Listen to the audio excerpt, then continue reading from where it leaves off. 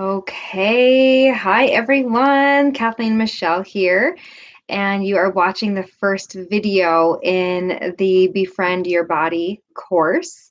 I'm hoping that this is working out. I had some issues with um, the time zone and having to switch that last second. So I'm hoping that this is okay for everybody. Um, and if not, it will be recorded and everyone can watch it whenever they would like. So hopefully everyone has the right link and that everyone has access who wants to watch it live, and we'll go from there, and I will figure out the kinks as we go. So next time we have a live video, I'll have it solid and ready to go. So tonight's lesson is about mindfulness. So anybody who's done a Kathleen Michelle One Moment Center course before, or been to a seminar or a weekend, self-renewal weekend, knows that we always start out with mindfulness, right? We always start out with mindfulness and reviewing what mindfulness is and how we use it, because that is the foundation for everything else. So mindfulness is about being here now, present moment, non-judgmentally, right? So we're in our experience, whatever it is right now, right in this moment, in the next moment, in the next moment. And we might have different things that we focus on, like my thoughts in this moment, or my body sensations in this moment, or my breath in this moment. We might focus, like I said, on different aspects of our present moment. But what that means is that we're not in the past and we're not in the future. And all we have is right now anyway, right? So mindfulness is the practice of being here now in the present moment, noticing and observing from moment to moment to moment what's going on for us. So the non-judgmentally part is a little bit more challenging, quite honestly, because our brain is designed to categorize and label and put things in different categories. So that's just how it is. And mindfulness asks us to be aware of that judgment without judging our judging and being like, oh, this is terrible, I shouldn't be judging. It's like kind of like, oh yeah, I'm judging. My brain is designed to judge. Here I am judging. So, but we want to work towards not judging our experience, not judging our present moment, not judging our thoughts, not judging our emotions, not judging where we're at in our practice, whatever it is. So mindfulness, being here now, present moment, intentionally here now, present moment, non-judgmentally.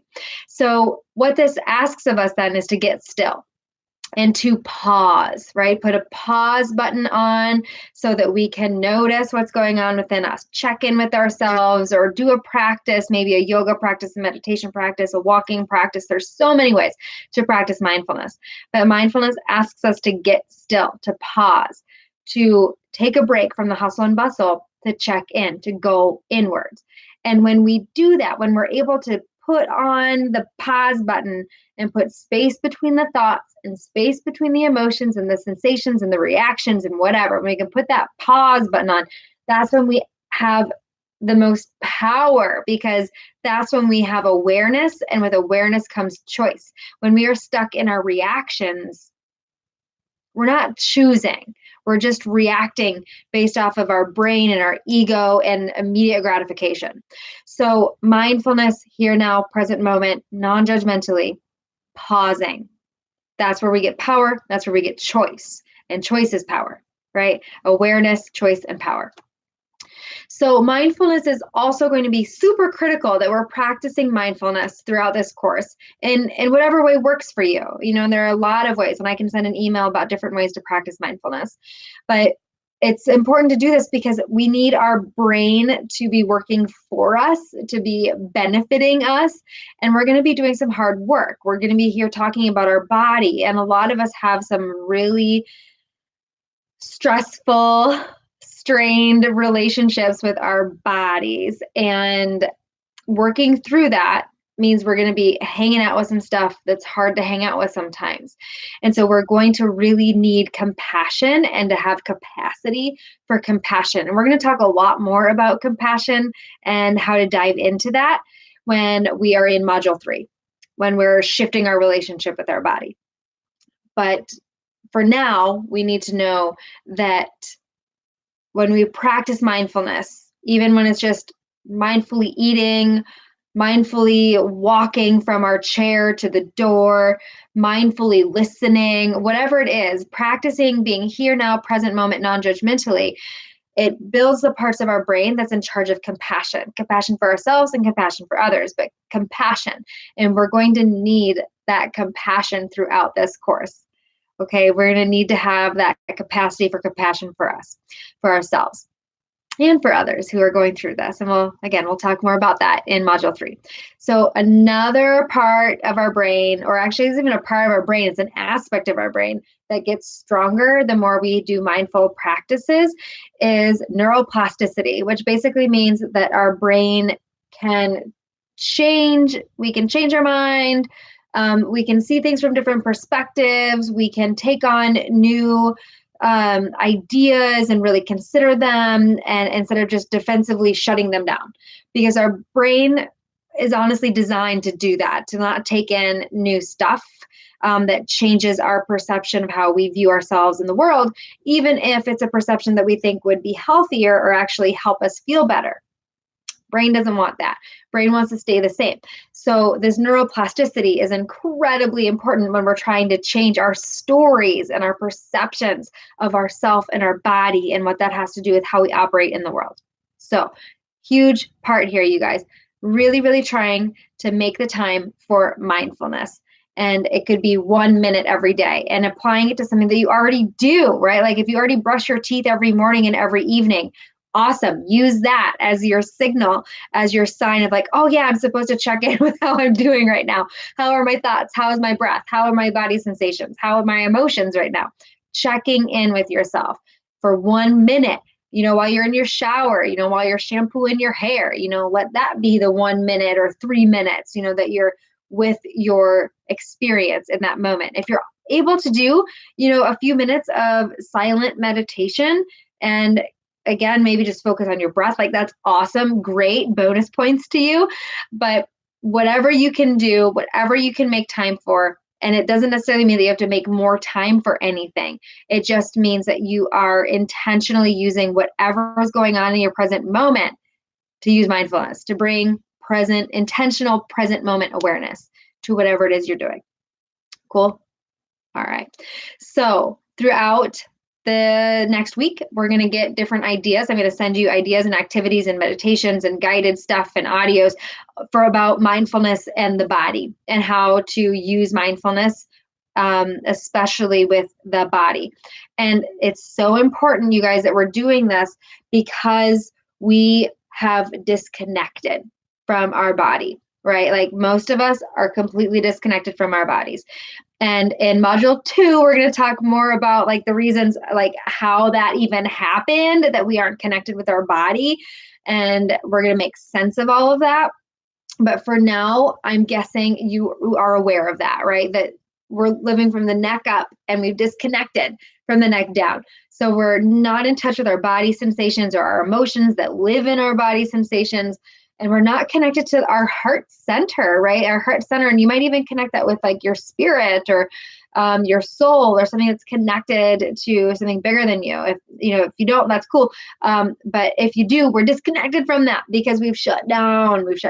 So we've lived in this culture where we're marinating in ideas that our body is an object, and an object that means something about our worth, right? And that's the dangerous part, because of course our body is a thing, right? Our body is a thing, and it's made up of things, and cells are things that then make up our body. So it is a thing, but we have objectified ourself. And that's the issue, is that we have objectified our self, right? Our self meaning who we are.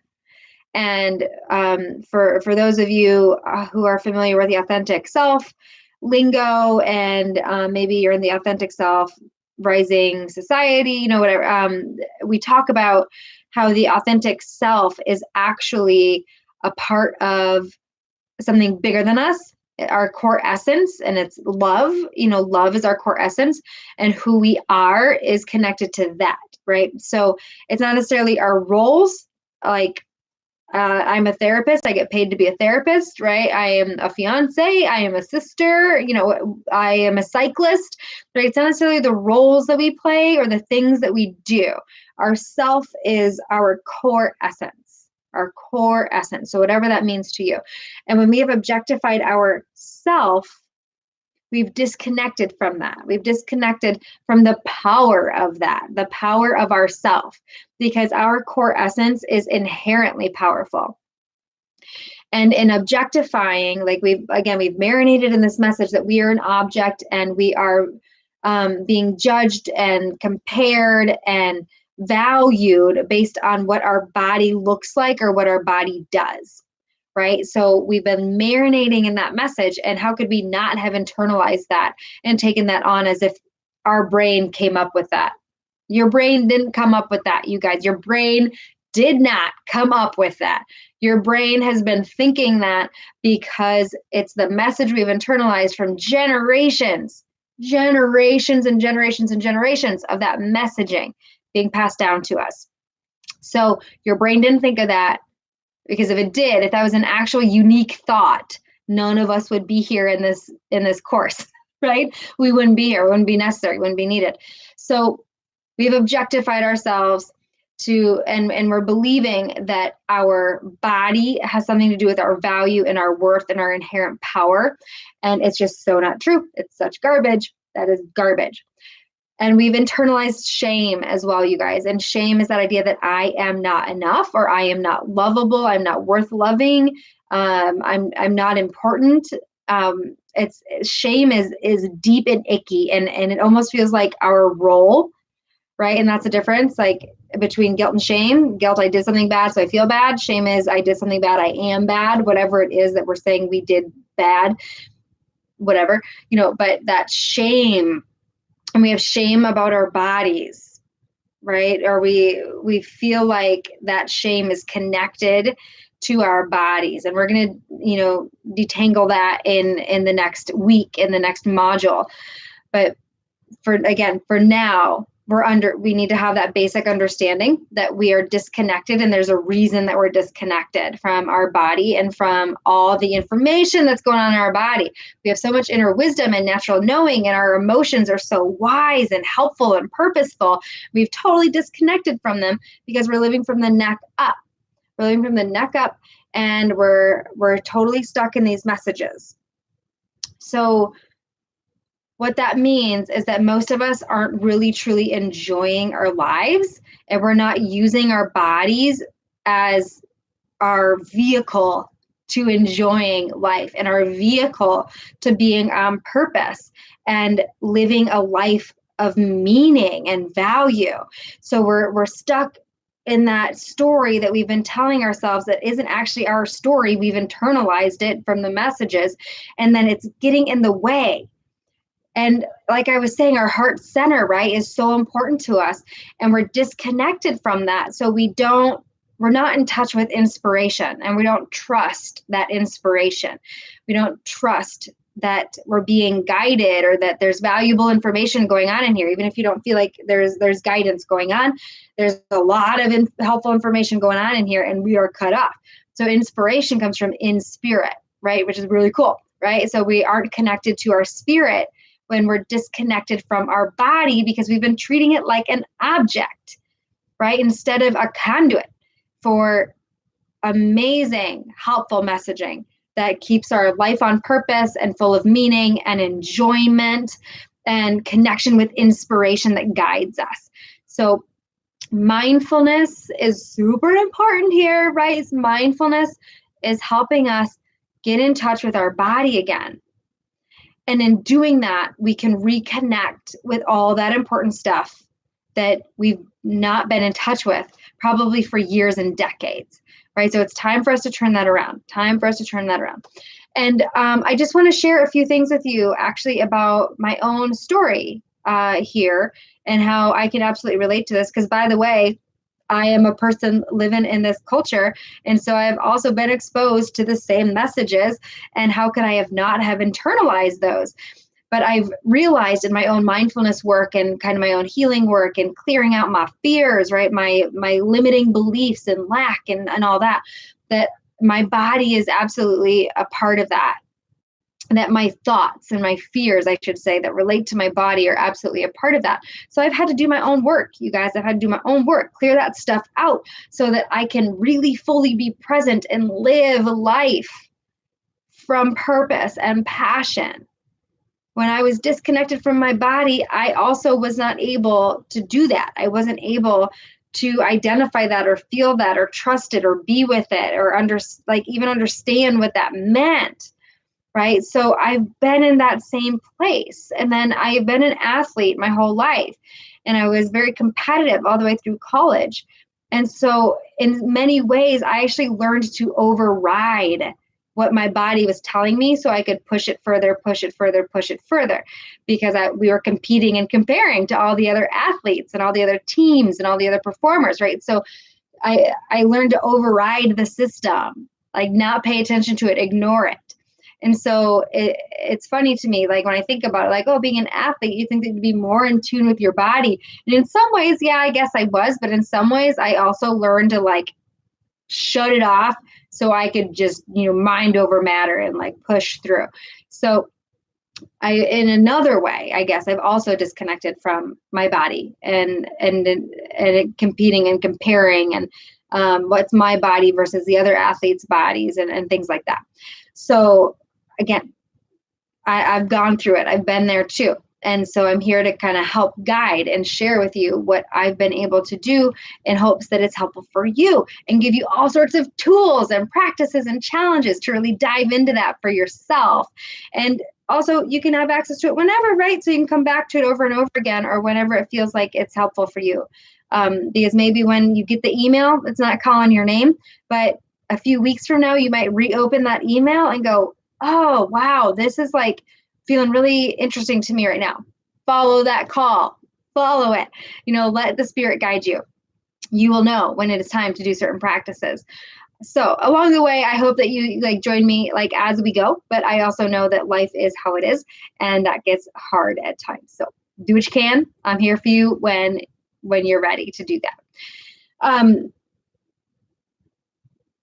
One other thing that I want to share with you about my own story, right, is that, and I want to be cautious as I say this because I don't want anyone to take my experience and take it to mean that I think you're going to have the exact same experience. Okay. I want to be very careful about that. But what I want to share with you is that when I started healing my relationship with my body, it started getting a lot healthier. And what I mean by that is that without even like trying, I guess, I was eating things that were healthier. I was doing things that were good for my body. I was treating my body well with sleep and hygiene and all of that, right? And it wasn't something that was like I had to force myself or be like, oh, I really shouldn't eat that or blah blah. Like it just that wasn't what was happening. And it's not that that's what I was intending to have happen. I was actually working on healing my relationship with myself because I was having a lot of fear thoughts about not being enough, right? And in healing some of that, I was healing all the parts of the relationship with myself.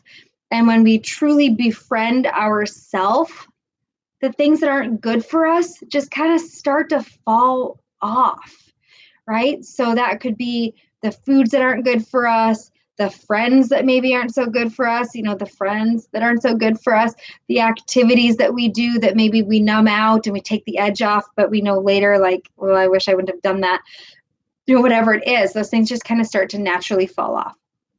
And that's what happened for me, is that my body started to get a lot stronger and a lot healthier. And that that has nothing to do with like body weight, shape, size. That's not what this is about. I'm just letting you know that like in healing my relationship with myself, my body got stronger and healthier and therefore more able to I can use my body as that vehicle, like I was talking about before, to help bring more love to the world, to bring more healing to the world, mindfulness to the world, whatever the message is that I'm feeling inspired, that my body is the vehicle, right? My body is the vehicle for which that I can do that I can bring meaning and purpose to myself, and I can enjoy life more, right? Because I'm not caught up in the ickiness of like, oh, I can't do this, that, because body, blah, blah, like done with that, moving on, right? It is time to enjoy life, and it is time to focus on bringing purpose to my life. So, and then in that way to everybody else's lives, because that's how it works. That's how it works, you guys. In healing ourselves, we heal others. We don't even mean to, it just happens. So when we liberate ourselves, we liberate others without even meaning to. It just happens. We don't have to try to, it just happens. And so in healing myself, more healing is offered to the world, right? It's offered to the world. Okay, so that is the first lesson, you guys, about mindfulness and why we need to use mindfulness to reconnect with our body. And we're going to have lots of ways that we do that over the next week. So check your inbox for those things. You'll be noticing that it's very much focused on being with our body and our body experiences. So if you have any questions along the way, shoot me an email. Please be in touch with me. I'm going to be in touch with you, asking how things are going. So feel free to reply or not reply to me. It's your choice, but no, I'm going to be, because I want to be here for you. I absolutely want to be here for you. So that's what I've got for week number 1 live video lesson. Mindfulness, using it to reconnect with the body, and why it is so important as we start to go into befriending our body, the journey of befriending our body. Okay, so check your inbox for more stuff on mindfulness and more stuff on how to use mindfulness to reconnect with your body. I will see you in your emails. Let me know if you need anything. Take care, everybody. Bye.